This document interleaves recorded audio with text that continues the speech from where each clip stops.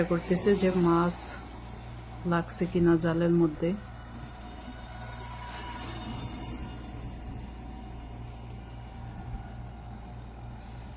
এই বাজু মনে ফুচকা টুচকা খাওয়া যাবে না।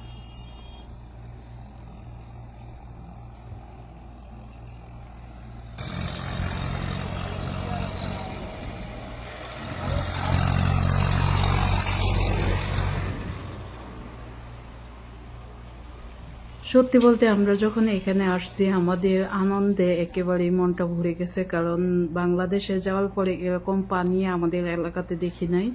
তারপরে এখানে আসছি, ভালোই লাগতেছিল যে ছোট ছোট নৌকা নিয়ে মাঝিরা মাছ ধরতেছে। তো মাছ বরাবর যখন আসলাম আমাদের ছবি তোলা হয়ে গেছে, তখন ভাবলাম যে চলে এবার সামনে যাওয়া যাক।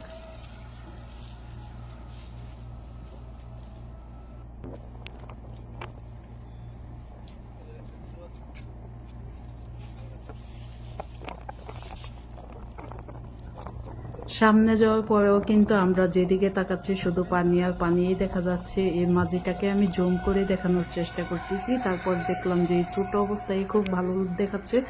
তো ভাবলাম থাক, জুম করে দেখানোর দরকার নাই।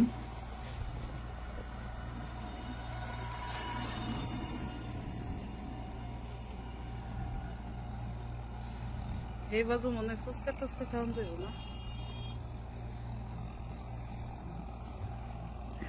যারা এখনো পর্যন্ত কুলিয়ারসল ব্রিজে আসেন নাই সবাইকে আমন্ত্রণ রইল আমাদের এই কুলিয়ারসল ব্রিজটা দেখার জন্য।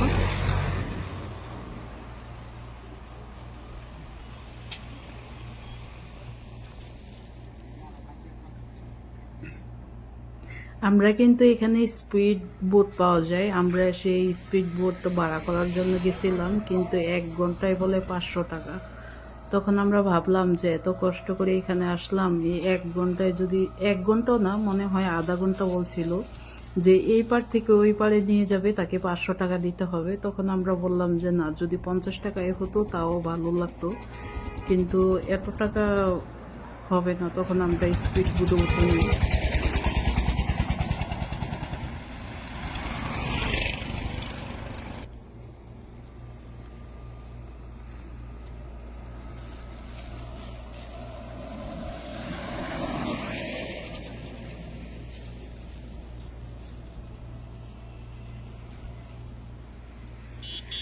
আমরা যেখানে ছিলাম সেটা জুম করে দেখানোর চেষ্টা করতেছিলাম, কারণ এত দূর এখান থেকে দেখা যায় খুবই কাছে, কিন্তু যাওয়া পারে বেলা ঠিকই অনেক দূর মনে হচ্ছে।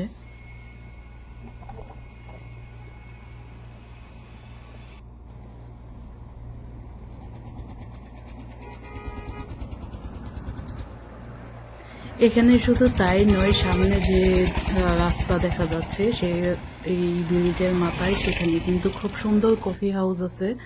তা আমি আপনাদেরকে পরবর্তী ভিডিওতে দেখানোর চেষ্টা করব যে এখানকার কফি হাউসটা কতটাই সুন্দর, এবং এখানে গেলে বসে যদি 1 গ্লাস পানিও খান কত টাকা নিবে সেগুলো আমি আপনাদেরকে তুলে ধরবো সামনের ভিডিওতে ইনশাল্লাহ।